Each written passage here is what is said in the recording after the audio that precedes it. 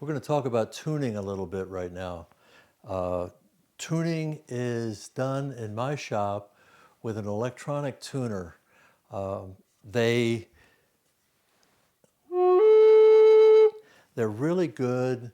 They're not perfect, but they will get you in that space where the tuning conforms to the standard. That is the separation of one note from another and the relationships of the notes to the fundamental.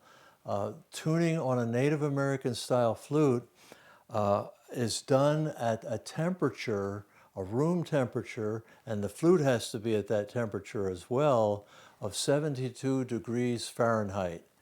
And if the flute is tuned at 72 degrees Fahrenheit, it will then be out of tune if the temperature is higher or lower.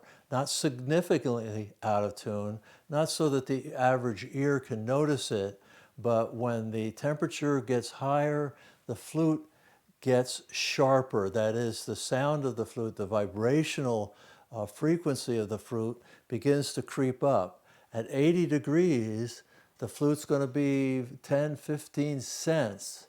There's 100 cents between each note, 10 or 15 cents sharp, and if the flute is cold, it's going to play flat. This doesn't matter at all if you are playing solo. The notes are going to be in a harmonic relationship with each other, and if the flute's a little sharp or the flute's a little flat, it doesn't really make any difference, so to speak. You're going to be having fun. The other thing about tuning is that these flutes are sensitive to breath pressure. So if I play at this breath pressure, a medium breath pressure, the flute is going to sound the way it should. I tune these flutes at I would say a pretty good breath pressure. I'm not pushing it, but I'm not tuning it at a little baby pressure either.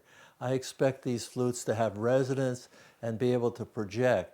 So if you are playing the flute that I have tuned at, and you're playing it with a little, the flute's going to be flat. Some people start off on these inexpensive little flutes that they get off of eBay or Amazon or someplace that you can't really play with a dynamic, with pressure, because they'll break octave. And people get used to like just being whispering into their flutes. So when they get one of these flutes or a flute made by somebody else who's making a quality instrument, the flute's going to sound a little, a little flat at first.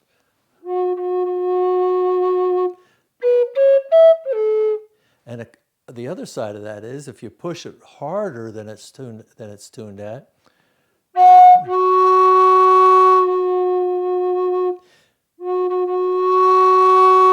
it'll climb up, it'll get sharper. So I hope this helps. Like I say, the only reason that tuning and being very fine about the tuning comes into play is if you're playing with other instruments. The piano's tuned at a certain pitch, and the flute has to match that pitch, or there's a slight dissonance between the two instruments.